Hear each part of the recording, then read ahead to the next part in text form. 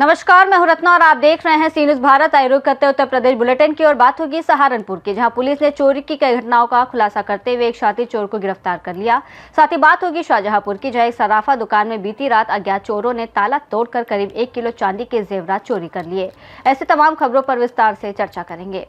पंडित दीनदयाल उपाध्याय नगर Bharatiya Janata party के नवनियुक्त काशी क्षेत्र अध्यक्ष अशोक चौरसिया के पहली बार पंडित दीनदयाल उपाध्याय नगर आगमन पर मंगलवार को गोदना मोड़ बाईपास चौराहे पर भाजपा कार्यकर्ताओं ने उनका भव्य स्वागत एवं अभिनंदन किया। इस दौरान कार्यकर्ताओं ने उन्हें फूलमालाओं से लाद कर स्वागत किया तथा स्मृति चिन्ह भेंट कर सम्मानित किया। कार्यक्रम में सैकड़ों की संख्या में भाजपा कार्यकर्ता एवं पदाधिकारी मौजूद रहे। स्वागत समारोह के दौरान पूरे क्षेत्र में उत्साह का माहौल देखने को मिला। भाजपा कार्यकर्ताओं ने नारेबाजी करते हुए अपने क्षेत्रीय अध्यक्ष का गर्मजोशी से स्वागत किया। कार्यक्रम में पार्टी के वरिष्ठ नेताओं एवं कार्यकर्ताओं ने संगठन के प्रति अपनी प्रतिबद्धता भी दोहराई। चंदौली से सी न्यूज़ संवाददाता सुमित सिंह की रिपोर्ट।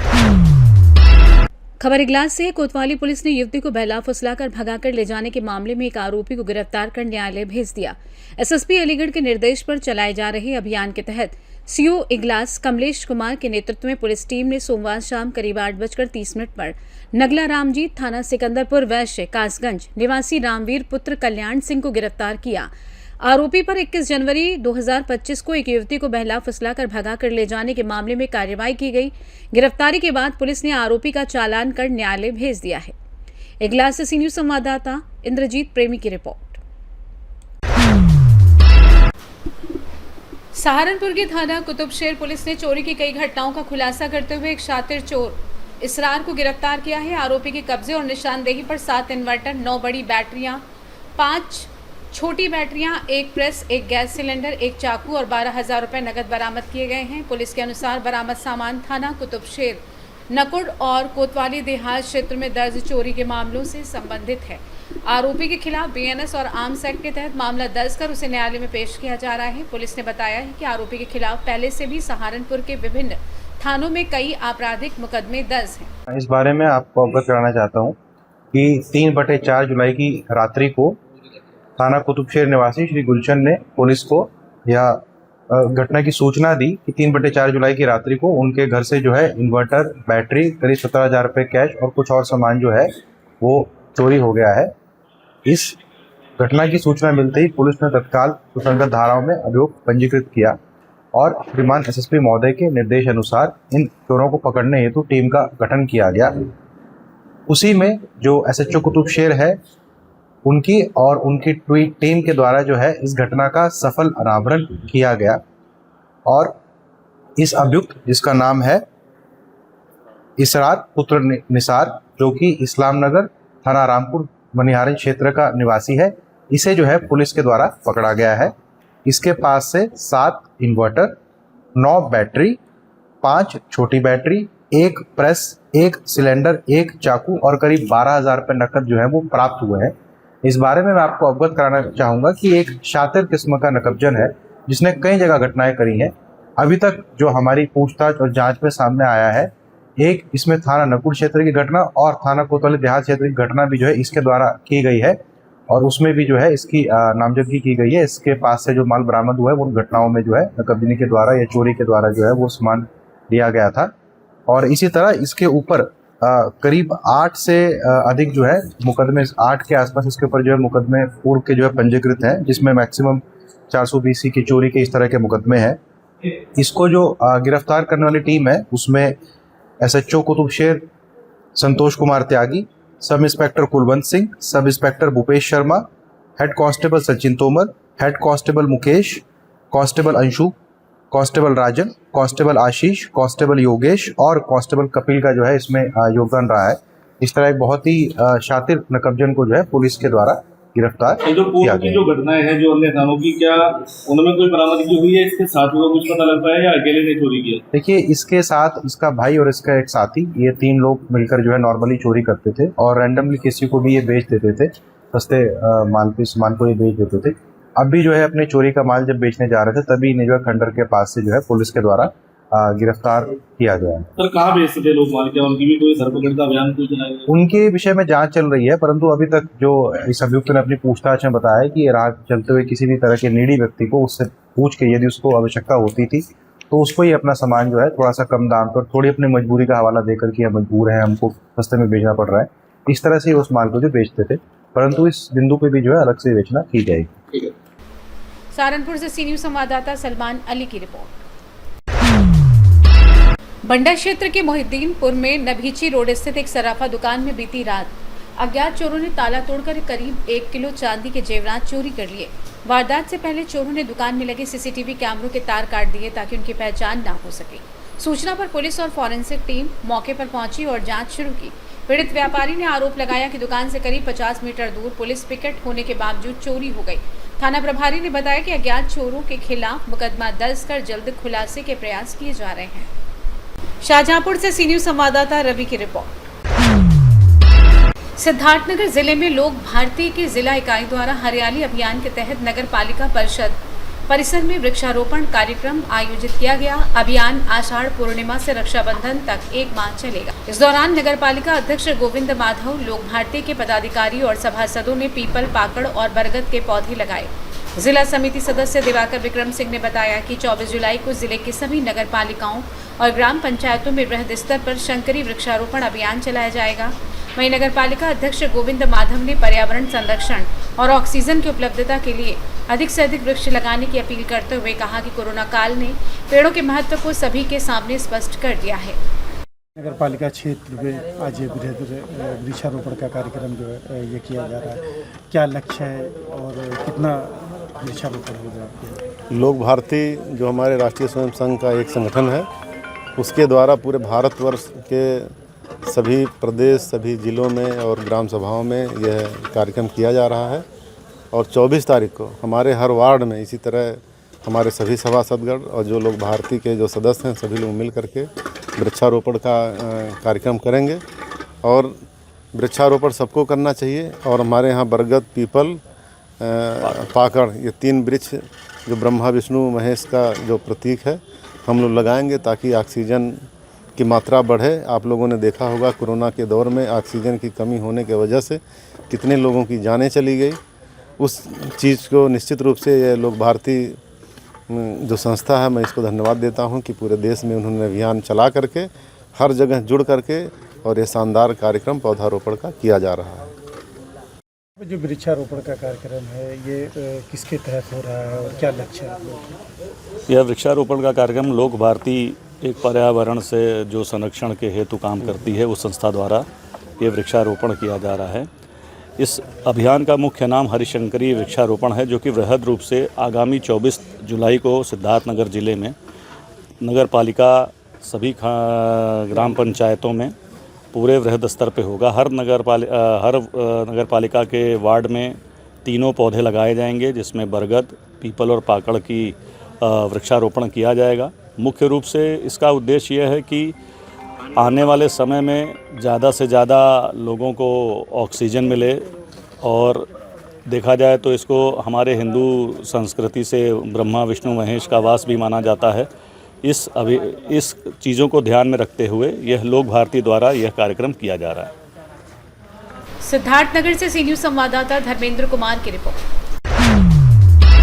सिद्धार्थनगर जिले के भनवापुर विकासखंड की ग्राम पंचायत बेतनार में संविलियन विद्यालय तक जाने वाला मार्ग वर्षों से बदहाल है। बरसात में सड़क पानी और कीचड़ से भरे जाने के कारण स्कूली बच्चों को रोजाना जान जोखिम में डालकर स्कूल पहुंचना पड़ रहा है। कीचड़ से बचने के लिए कई बच्चे ट्रांसफार्मर के पोल और उसके पास लगे तारों का सहारा लेते हैं, जिससे हादसे की आशंका बनी रहती है। ग्रामीणों का कहना है कि करीब 15 वर्षों से सड़क की मरम्मत या निर्माण नहीं हुआ। उन्होंने प्रशासन से जल्द सड़क निर्माण की मांग की है। वहीं खंड विकास अधिकारी ने समस्या के समाधान का आश्वासन दिया है, लेकिन फिलहाल बच्चों को बदहाल रास्ते से ही स्कूल जाना पड़ रहा है। क्या नाम है बेटा? अमित। पढ़े आ रहे हो? हाँ। रास्ता में पानी भरा है, कैसे जा तू पढ़े? हाँ? ऐसे आवाज आता है। हाँ, पानी में से? हाँ। दे बच्चे छुटवा लाते हैं जो गिर पड़ते हैं। अच्छा, पानी में हल। क्या नाम है? अमरदीप। जैसे पढ़े आए स्कूल पर? हाँ। रास्ता में तो पानी भरा, फिर कैसे आवाज जाते? पानी में गिरे, हाँ, खंभा पकड़ के आते हैं। खंभा पकड़ के? खंभा में अगर करंट है तो? नाम क्या है? संतराम कन्नौजी, घर कहाँ है? वियतनाम। जैसे विद्यालय है, विद्यालय पर आने जाने के लिए बच्चों को भारी असुविधा हो रही है, पानी भरा है सड़क में, इस पर आप क्या कहना चाहते हैं? ये 15 साल से इसे टूटा है और प्रधान इसके ऊपर कोई कार्रवाई नहीं कर रहे हैं। बोल रहे हैं कि ये PWD का रोड है, इस पे हम कुछ नहीं कर सकते। कई बार इसका क्या नाम है निर्माण के लिए अधिकारी आए लेकिन कोई सुनवाई नहीं हुआ। जैसे कि और अभी इससे पहले जब राम सबद प्रधान थे तो यहाँ पे इंटरलॉकिंग हुआ था, उसके बाद RCC बना था और उसके बाद ये 2 प्रधान सरफुद्दीन और ये फरीद प्रधान आए, जब से कुछ कार्रवाई नहीं हुआ। ये लोग कुछ करना नहीं चाहते, नहीं करना चाहते कुछ। आप प्रशासन से मांग क्या करना चाहते हैं? हम मांग यही करना चाहते हैं कि वहाँ से यहाँ तक पूरा क्या नाम है RCC रोड बन जाए, बच्चे को आने जाने का जो असुविधा है वो सुविधा उपलब्ध हो। क्या नाम है काका? ढोलमुन, गांव कौन हुआ? वियतनाम। जैसे लड़कों कैसे पढ़े आवत जाते हैं जब पानी भरा रोड? कैसे आई है हाँ, पानी भरा, बस्ता भीग जाते तो? जाई गिर पड़ा था। हाँ, हाँ, का चाहत हो सरकार से? चाहे तो बन जाए और कब चाहिए। हाँ, सब लड़के वाले आवे जाए, सभे आवे जाए, गांव भर आवे जाए। ठीक, क्या नाम है आपका? घर? जैसे आप विद्यालय के सामने खड़े हैं, साइकिल लिए हैं, साइकिल पानी में खड़ी है, क्या आपके बच्चे भी यहाँ पढ़ने आते हैं? हाँ साहब। तो बच्चे कैसे पढ़ने आते हैं? दिक्कत है साहब, जो पढ़ते हैं गिर जाते हैं, पढ़ने नहीं आते हैं, पानी की वजह से बहुत समस्या रहता है। क्या मांग है आपका? बन जाए साहब। कब से नहीं बना है? ज़्यादा दिन से नहीं बना, बहुत समस्या रहता, आने जाने में दिक्कत है, बच्चे लोग पढ़ने नहीं आते इधर। हाँ। नाम क्या है? मेरा नाम अमित कुमार है और मैं प्रभारी प्रधानाध्यापक कंपोजिट विद्यालय बेतनाथ से लगभग 10 साल से मैं इस विद्यालय पे हूँ। जैसे कि रास्ते पर पानी भरा है, अभी देखा गया है बच्चे जो है पानी में से जा रहे हैं, इस पर आप क्या कहना चाहेंगे? बहुत ही समस्याएं होती हैं। हमारे बच्चे जब सुबह आते हैं और शाम को दोपहर में लौटते हैं तो बहुत से बच्चे तो गिर भी जाते हैं, हम भी बड़ी मदद करते हैं, उनके गिर जाते हैं, कपड़े गंदे हो जाते हैं। और एक सबसे बड़ी समस्या इधर देखिए, ये पोल हैं बिजली के खंभे, जब बारिश और अधिक आ जाती है तो बच्चे इन खंभों को पकड़ कर चलते हैं और हमको कभी कभी डर लगता है, हमेशा डर बना रहता है कि कोई ऐसी घटना ना अप्रिय घटित हो जाए, तो हमेशा ही बना रहता है। 10 साल से देख रहे हैं हम इसको और अभी तक कोई सुधार नहीं। पिछले साल प्रधान जी से भी हमने शिकायत की थी तो उन्होंने कुछ ट्राली राबी के ला के डाल दी, लेकिन उससे समस्या और गंभीर हो गई। यहीं से जो नीचे इंटरलॉकिंग थी उससे थोड़ा सा राहत मिलती थी बच्चों को, लेकिन वो भी छिप गई है और इसमें गंदगी और ज़्यादा हो जाती है। जैसे गुरु जी प्रशासन से मांग क्या करना चाहते हैं? मांग सर हम यही करना चाहते हैं कि भाई ये थोड़ा सा टुकड़ा है यहाँ से 50 मीटर का, अगर ये बन जाए तो बहुत अच्छा हो जाए और जिससे हमारे बच्चे स्कूल में आसानी से आ जाएं और कोई अप्रिय घटना भी ना घटे। सिद्धार्थनगर से सी न्यूज संवाददाता पंकज पांडे की रिपोर्ट। बहराइच जिले के महसी तहसील अंतर्गत हरदी थाना क्षेत्र के ग्राम पूरे गंगा प्रसाद के मजरा कलासन पुरवा में सड़क किनारे लगे विद्युत पोल में उतरे करंट की चपेट में आने से 8 वर्षीय रामू की दर्दनाक मौत हो गई, जबकि उसका 10 वर्षीय बड़ा भाई विनोद बाल बच गया। घटना की सूचना पर पुलिस मौके पर पहुंची, शव को पोस्टमार्टम के लिए भेजकर जांच शुरू कर दी है। हादसे के बाद ग्रामीणों ने बिजली विभाग पर लापरवाही का आरोप लगाते हुए कहा कि पोल में करंट उतरने की शिकायत पहले भी की गई थी, लेकिन कोई कार्रवाई नहीं हुई। बहराइच से सी न्यूज संवाददाता भोलू तिवारी की रिपोर्ट। गाजियाबाद पुलिस ने ऑपरेशन प्रहार के तहत बड़ी कार्रवाई करते हुए स्वाट टीम, अपराध शाखा और थाना लोनी पुलिस की संयुक्त कार्रवाई में अंतर्राज्यीय अवैध हथियार तस्करी गिरोह के 3 आरोपियों को गिरफ्तार किया है।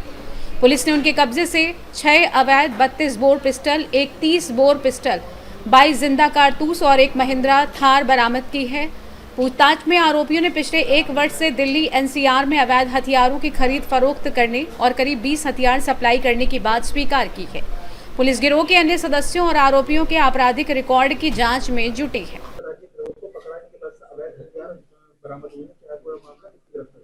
देखिए, जैसा कि आप अवगत हैं, जनपद गाजियाबाद में अवैध असला व मादक पदार्थों के विरुद्ध ऑपरेशन प्रहार चलाया जा रहा है। इस वर्ष की बात करूं तो इस वर्ष में अब तक अवैध असला के विरुद्ध कार्रवाई करते हुए जनपद गाजियाबाद पुलिस ने 100 मुकदमे अब तक पंजीकृत कर दिए हैं और इसी हमारी लगातार कार्रवाई चलती रहती है। इसी क्रम में हमारी एडीसीपी क्राइम के नेतृत्व में स्वाट टीम को एक बड़ी सफलता हासिल हुई है और इनके द्वारा 3 अंतर्राज्यीय असला तस्कर गिरोह के 3 सदस्यों को गिरफ्तार किया गया है, जिनके पास से 7 नाजायज पिस्टल जिंदा कारतूस बरामद हुए हैं और एक ब्लैक थार गाड़ी भी इनके पास से बरामद हुई है, जिसमें चेकिंग के दौरान जिस समय असला लेकर के जा रहे थे ये लोग पकड़े गए हैं। इनसे पूछताछ के दौरान इस गिरोह के अन्य सदस्यों के नाम भी हमारे सामने आए हैं, जिनके बारे में हमारी जो इन्वेस्टिगेशन टीम है वो फर्दर जानकारी कर रही है और फर्दर जहां जहां इन्होंने अब तक असला सप्लाई किया उसके बारे में जो जो जानकारी मिली है उसके लिए भी टीमें हमारी बना दी गई हैं, जो कि उन सब जगहों पर रेड करके जो भी अग्रिम विधिक कार्रवाई है उसको अमल में लाएगी। इन तीनों गिरफ्तार अभियुक्तों के नाम अरुण कुमार, रंजीत राय व अभिषेक शर्मा है और इनसे पूछताछ में जो अन्य इनके 3 उनके लोगों के नाम सामने आए हैं जो इनके साथ जुड़े हुए थे वह उमेश पंडित, सुनील पहलवान और एक ऋतिक नामक व्यक्ति है। इन तीनों पे भी हमारी टीम्स फर्दर काम कर रही है, जो भी आगे प्रतियोगी आप लोगों को अवगत करवाया जाएगा। देखिए जितनी बातें हमारे सामने आई हैं पूछताछ में आप लोगों को बताया, बाकी अभी हमारी विवेचनात्मक कार्रवाई प्रचलित है, जो भी जानकारी होगी आपको बताएंगे। क्या सवाल है? देखिए अभी तक की हमारी जानकारी के हिसाब से हमने 20 ऐसे असले जो इनके द्वारा सप्लाई किए गए हैं वो अकाउंट फॉर कर रही है हमारी टीम, जिसमें कहाँ इन्होंने सप्लाई की उस पर जो जानकारी मिली है उस पर फर्दर हमारी टीम जो भी बैकवर्ड और फॉरवर्ड लिंकेजेस ट्रेस करनी है उस पर काम कर रही है। नहीं, ये इम्पोर्टेड वेपन इनमें से कोई अभी तक हमारे सामने नहीं आया, बाकी इन सबको हम एफएसएल की जांच के लिए भेजेंगे, वहां से जो भी आगे हमको जानकारी होगी आप लोगों को अवगत कराएंगे।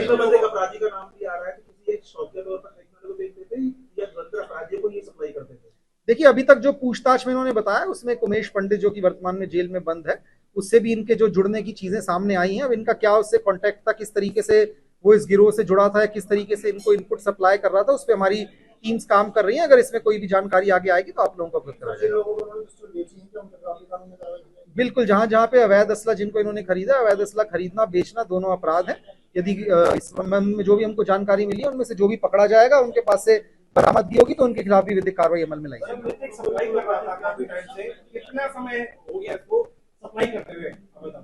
देखिए जैसा अभी मैंने आपको बताया, इनसे पूछताछ में अभी तक हम 20 अन्य जो इनके द्वारा असले सप्लाई किए गए हैं उसके बारे में हमको जानकारी मिली है, जिसपे हमारी टीम कार्य कर रही है। बाकी जो आगे पूछताछ में पता चलेगा हम आपको बताएंगे।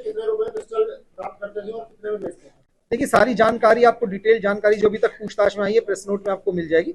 बाकी फर्दर पूछताछ में जो भी हमको पता चलेगा आपको बता दिया जाएगा। गाजियाबाद से सी न्यूज संवाददाता राजेंद्र चौधरी की रिपोर्ट। झांसी के प्राचीन महाकाली विद्यापीठ मंदिर लक्ष्मी गेट के पूजा पाठ और प्रबंधन को लेकर पारिवारिक विवाद एक बार फिर सामने आया है।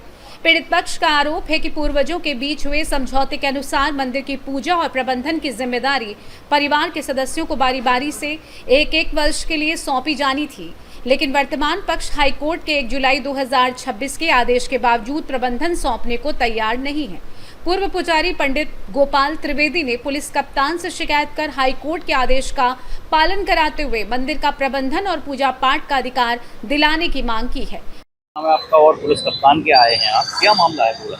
ये मेरा नाम पंडित गोपाल त्रिवेदी है, प्रधान पुजारी महाकाली विद्यापीठ मंदिर लक्ष्मी गेट बाहर झांसी। और मामला ये एक मंदिर की वसीयत को लेकर के था, जिसको लेकर के माननीय अजय त्रिवेदी जी ने एक बात दायर किया हुआ था, जिसके अंदर उन्होंने ये मांग करी थी कि मंदिर का प्रतिनिधित्व मुझे पूर्ण मिल जाए। उसके खिलाफ निचली कोर्ट ने हमारे पक्ष में ऑर्डर किया कि जो उन्होंने वाद दायर किया था वो खारिज किया जाता है और जो सभी प्रतिवादी हैं उनको मंदिर के अंदर पूजा एवं प्रबंधन का अधिकार दिया जाए। उसके बाद फिर वादी संख्या जो 2 थे अजय त्रिवेदी, वो एडीजी कोर्ट फर्स्ट में गए। उसके बाद उन्होंने दायर किया, उसमें उन्होंने अपने पक्ष में, ये इनके परिणाम मुझे नहीं पता, मगर उन्होंने अपने पक्ष में करा लिया और उसके खिलाफ हमने हाई कोर्ट में याचिका दायर करी। जब हाई कोर्ट में याचिका दायर करी, हाई कोर्ट ने हमारे पक्ष को सुना और सुनने के बाद उन्होंने उस निचली कोर्ट के जो आदेश था उस पर अपने तत्काल प्रभाव से उस पर रोक लगा दी। ये अजय त्रिवेदी की कौन है और कब का मामला है? ये अजय त्रिवेदी हमारे पारिवारिक सदस्य हैं मंदिर के, और हमारे दादाजी के 4 लड़के थे, उनमें से एक लड़के के भाई, एक लड़के के पुत्र हैं ये। और 21/5/2006 को हमारे परिवार के बीच एक समझौता हुआ था। उस समझौते के हर व्यक्ति, हर परिवार के सभी सदस्य 1-1 साल के लिए मंदिर को प्रतिनिधित्व करते थे। लास्ट सन 2022 में इन्होंने एक केस दर्ज किया और उसके तहत फर्जी वसीयत दिखा करके मंदिर का एकाधिकार हेतु इन्होंने अपने भाई के संग मिल करके एक षड्यंत्र रचा था, जिसको दरकिनार करते हुए हाई कोर्ट ने फैसला दिया। और हम हाई कोर्ट का शुक्रगुजार हैं कि हाई कोर्ट ने हम एक निष्पक्ष फैसला देते हुए तत्काल प्रभाव से उनके एकाधिकार पर रोक लगा दी। अच्छा, आप पुलिस से क्या चाहते हैं? वर्तमान में हमारा उद्देश्य ये है कि चूंकि हाई कोर्ट ने ये आदेश दिया है कि मंदिर के अंदर पूजा एवं प्रबंधन का अधिकार सभी प्रतिवादियों को बाकायदा मिले और 2023 के उन्होंने आदेश को पुनः लागू कर दिया है। और इसके पहले भी एक बार के एक वाकया में पंडित अजय त्रिवेदी ने मेरे ऊपर जानलेवा हमला किया। इसका केस जो है CGM कोर्ट में दर्ज है और उसकी बाकायदा हेयरिंग्स चल रही हैं। और इसलिए मैं ये चाहता हूँ पुलिस प्रशासन से कि पुलिस प्रशासन इसमें हस्तक्षेप करे, जिससे परिवार के बीच व्यवधान ना रहे और शांतिपूर्ण रूप से मंदिर की पूजा एवं प्रबंधन चलता रहे। कप्तान साहब ने क्या आश्वासन दिया है आपको? हमारे कप्तान साहब ने हमें बहुत अच्छा आश्वासन दिया है। उन्होंने COCT को भी आदेश दिया है कि आप इस पूरे प्रकरण की जांच करें और निष्पक्ष जांच करके जो हाई कोर्ट का आदेश है उसका पालन कराएं। ब्यूरो रिपोर्ट, सी न्यूज़ भारत। बुलेटिन में फिलहाल इतना ही। देश और दुनिया की तमाम बड़ी खबरों के लिए देखते रहिए सी न्यूज़ भारत।